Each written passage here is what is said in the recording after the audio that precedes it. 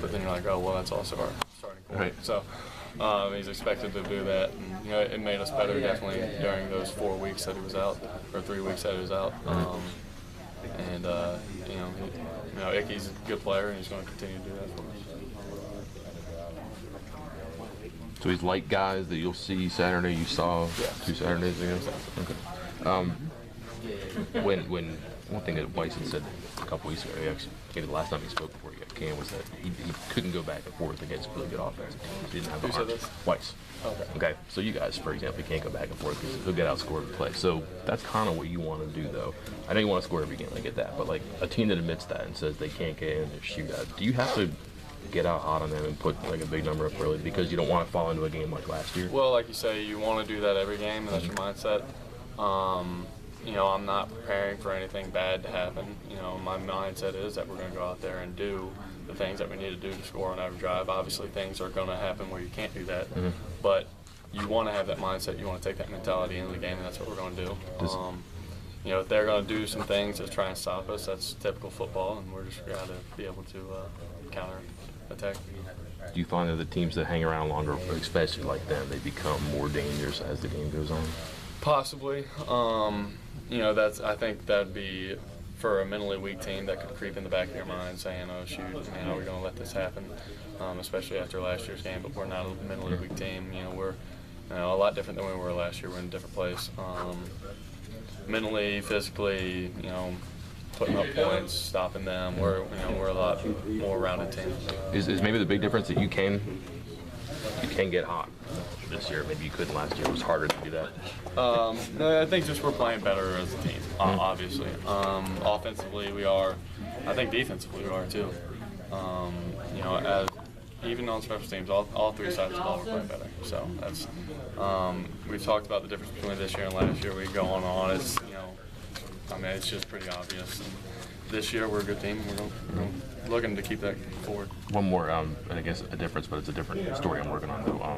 Your third downs this year, it's not 3rd and 8, 3rd and 11 all the time like it was last year. How much of a relief is that for you? Yeah, it's good. I think we're doing pretty good on 3rd and long, too, actually. I think we're pretty successful. About half of those, too. Yeah, honestly. When we are in those situations, we are converting them. But, you know, like you said, we're not in that a lot. We're more 3rd and medium, 3rd and short. And on the season, I don't know what it is. It's pretty high, probably right at 50, which is, you know, pretty good. And we just got to keep that up and even improve it. Do you think about 3rd downs on 1st down, 2nd down? You don't, not necessarily, not me out there, especially when we're pushing the tempo. I think that's more for the play calling, you know, play caller to determine that. Obviously, you want to be in 1st down or 2nd down leads you to have a better chance on 3rd down, but you still got to be able to execute the play on 1st and 2nd down, and that's more what I'm worried about instead of, you know, looking down the road.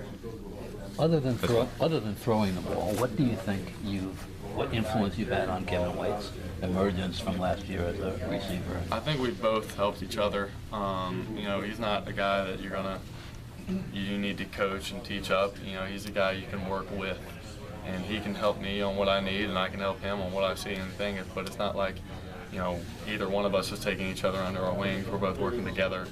We're gelling pretty cohesively, and that's the same thing with Mario and Squirt and all the guys out there. You offer help on coverage and stuff like that? If we see anything and we're wondering, well, hey, if, you know, play goes wrong, we'll talk about it, and we'll either say, oh, you're right, or I was wrong, and we'll watch film or something like that. But it's never anything too serious. How about attitude? I mean, like last year, he probably, you know, didn't have the greatest attitude because he wouldn't have the greatest year.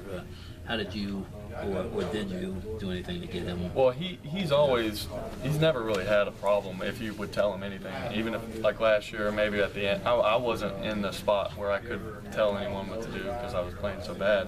You know, I'm not going to tell anyone to do if my stuff ain't good. So, you know, I was never in that spot. But if maybe I did last year at the end, probably, because that's the kind of quarterback I am. If I got onto him or something, he never did have a problem last year. He's not the kind of guy who would snap back or anything.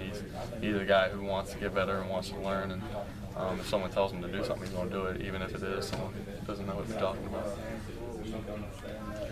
Dana was talking about the importance of timing for you guys in the bye week. Did you do anything to make sure you guys stayed on the same page, or was it just kind of business as usual? It's just still business as usual. You know, we really just went out there. You know, we wanted to get a lot of the younger guys reps too, but with that being said, we had to still still do what we do offensively, the first group, and we did, and you know, we looked solid, I thought, throughout the bye week, and you know, it's just business like attitude. Is it hard taking that break when you guys have things rolling pretty well? Not necessarily. You know, bye week's a part of it.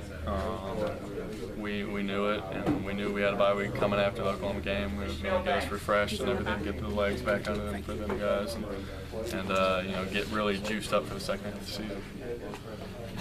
What does it say to you that your numbers are almost identical to Brandon Whedon's and Gino's in their second year in the system after 4 games?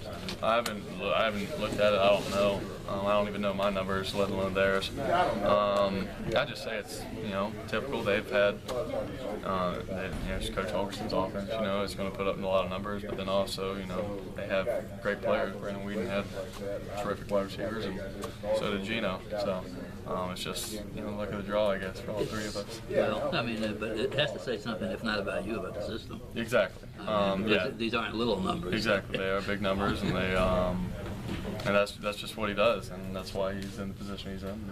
Is the key to the system basically to take what the defense gives you? Yeah, probably. Yeah, there's a lot of it. You know, that's one of them. And there's a lot of little. There's no major key. There's a lot of little minor things you could do, and that's probably one of them. You know, just putting the ball in play, playing at a high tempo, obviously understanding what you're doing, and having great playmakers helps too. Do you and Kevin and Mario get like huge eyes when you see 8 guys in the box? Yes and no. When we know that we have to make the plays when they're there, but it's not so much that it's like, you know, a nervous thing. You know, we're excited. Yes. And we know, and they understand. Sometimes we don't have to run it. Sometimes we don't have to pass it. You know, they know the looks, they know everything. So. I was more referring to excitement than fear. I know. I figured, but You always drew a crowd. I think so. I think, yeah, we're starting to get to that point where, you know, we look out there and we see it and we know it's coming. So.